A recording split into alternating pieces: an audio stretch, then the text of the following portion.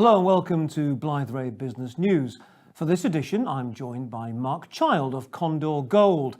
Condor Gold has an enormous gold asset in Nicaragua, currently market capitalization in London of around £49 million sterling.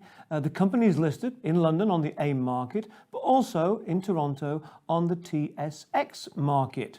Mark, good to have you back with us. You've just announced your first quarter results with regard to the developments of the La India project.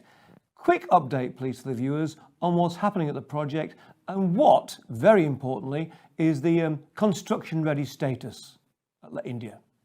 Right, good to be back on the show. We've made major project progress, I should say, over the last 6 months in de-risking the project. And by that, we mean that we've acquired more land. We're now up to 99.6% of the surface rights for all the key areas of the infrastructure, from the open pit, the process plant facility, tailing storage, waste rock dumps, and so forth. We have also pretty much completed the definitive feasibility studies, which we'll come on to perhaps a bit separately. We're continue to work. We have about 61 employees on the ground, and 14 of those in the social side. So we're working with local communities to maintain our social license to operate. We have drinking water projects and lots of community engagement projects, which is very important to us. In terms of the debt for the project financing, we have 3 groups in the data room at the moment, looking at the different studies that we've completed with a view to providing debt finance for the project. And we've advanced all the engineering studies. In terms of the site clearance, we've now cleared over 14 hectares of land. When I say cleared, I mean really cleared. It's all the shrubs, trees, and so on have been removed. And as part of that, we have a reforestation program of 10 trees to be planted for every one that we cut down. We have a nursery of about 7,000 trees as well. So yes, it's getting very much construction ready. You mentioned there the feasibility study, and I want to specifically ask you, please, about the open pit at La India. Give us an update, please, on that particular feasibility study. Yes, well, just to remind the viewers that we have a total of 2.33 million ounces at La India project, and about 1.1 of that is open pittable, and the balance of 1.2 million ounces is underground. Within the 1.1 million open pit, the main open pit is La India open pit, which you're referring to there, and there are 3 additional satellite pits, but the main pit takes up 80% of the open pit material, and we have 3 pits that are fully permitted for extraction and construction, all the associated mine-site infrastructure. So the feasibility study is focusing on the big pit with 80%. The resource on that is about 900,000 ounces of gold.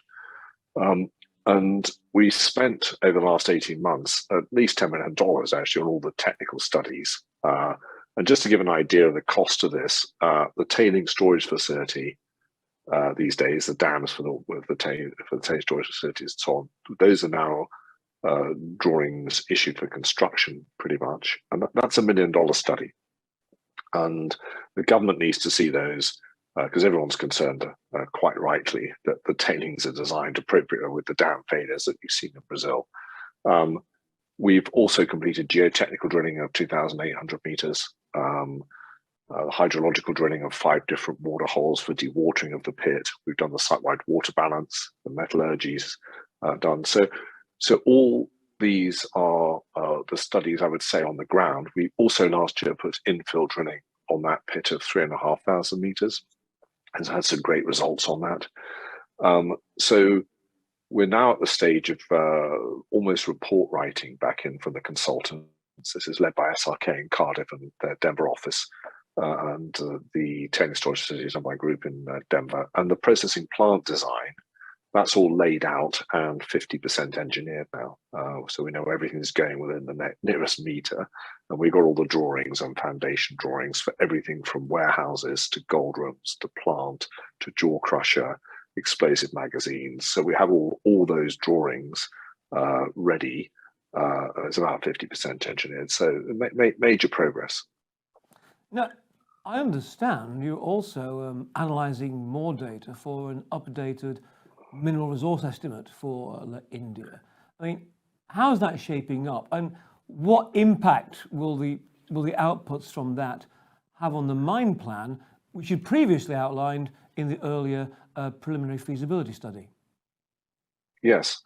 Well, yes, thank you for bringing that up. You see, the pre-feasibility study is now 7.5 years old. So we're conscious, and when you're doing reserves and resources, even resources have the potential to be economic as well as reserves. You've got various input costs that you come in and various gold price assumptions that you use within those project economics.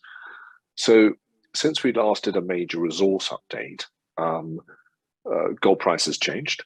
They've increased, but also so have certain operating costs, and we're all conscious now of inflation and various other operating costs, and certainly those have increased over the last 7 years. So we've also put in last year, which about 3.5 meters of resource expansion drilling on the Cacao project, and we doubled the down dip extension of that to we got about 15 meters of 4 grams, and we doubled the strike extent from 400 to 800 meters. So there'll be an increased resource coming on that, so that'll be a positive. And the geologists think on an extra 500,000 to 1 million ounces in total on Cacao.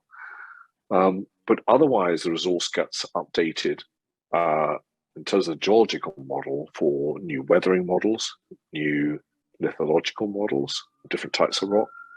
It'll all be logged, and new structures. So it's much more comprehensive, and that'll be across the entire 7 deposits that we got, not just Landia open pit, but also will include an updating underground resources where we can.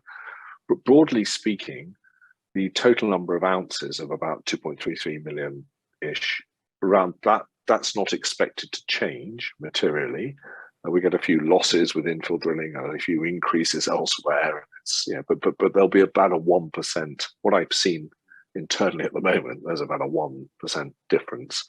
But it does mean that it reflects current market conditions and prices and inputs that should be used, not numbers that are almost out of date. Let's just take a step away from the mine for a moment, because back into the capital, you've recently met with the president of Nicaragua and the Ministry of Energy and Mines.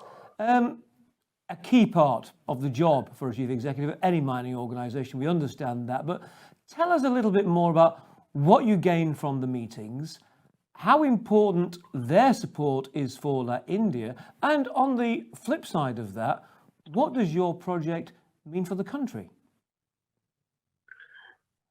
Yes, it's Nicaragua. The biggest export's gold for Nicaragua, and then it's coffee and beef, and they're looking to double the gold production in the next 5 years in the country.